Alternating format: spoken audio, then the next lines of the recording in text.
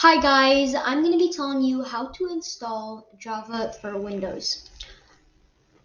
So basically, this is the link. I'm going to put this link in the description so you can just scroll down and click on the link. And you're going to follow these steps along with me.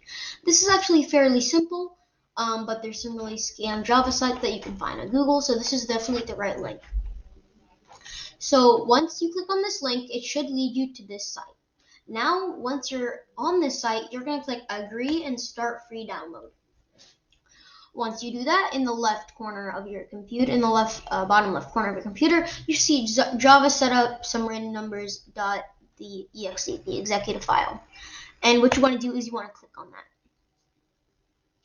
Once you click on that, it's just going to say Java SE runtime environment, and you are supposed to allow changes to your environment made by Java. So you're going to click yes.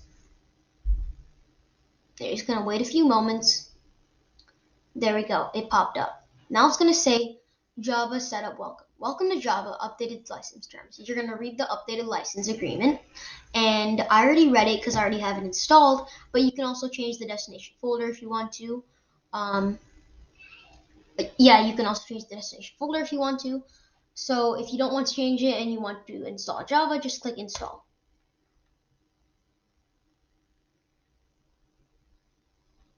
Now let's wait a few moments for it to open back up.